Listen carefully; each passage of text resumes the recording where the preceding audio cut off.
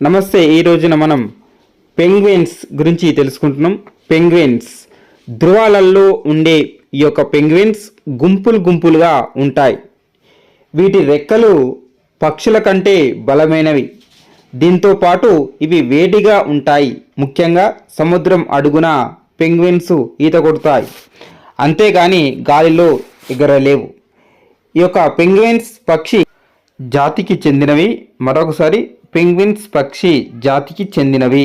వీటి కాళ్ళ మధ్య దూరం ఉండడం వల్ల ఇవి మనిషిలా నడవగలవు. వీటి నోటిలో దంతాలు ఉండవు. 22 మిలియన్ల క్రితం నుంచి పెంగ్విన్స్ ఉన్నాయని, అది కూడా ఆస్ట్రేలియాలోనే అవి ఉండేవని పరిశోధకులు చెబుతూ ఉన్నారు. న్యూజిలాండ్తో దక్షిణ పసిఫిక్ ఐలాండ్లో ఇవి కనిపిస్తాయి. వీటిలో 18 రకాల జాతులు ఉన్నాయి.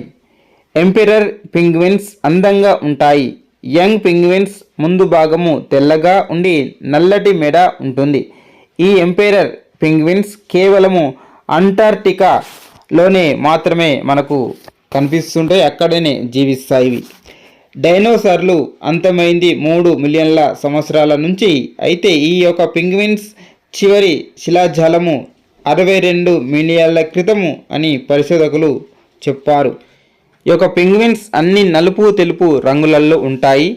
ఇవి ఆహారం కోసము నీటిలోకి 530 మీటర్ల సైతము డైవ్ చేస్తాయి.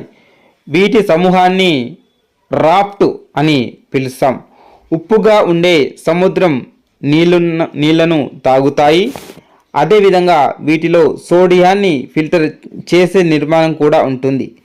ఇది ముక్కు ద్వారా వెళ్ళిపోతుంది. ఇవి చేపలను మాత్రమే తింటుంది. తీర ప్రాంతాలలోకి వచ్చి గుళ్ళు ఏర్పరచుకొని 1 లేదా 2 గుడ్లు మాత్రమే పెడతాయి. ఎంపెరర్ పెంగ్విన్స్ ఆహారం లేకుండా 115 రోజులు మాత్రమే బతుకుతాయి.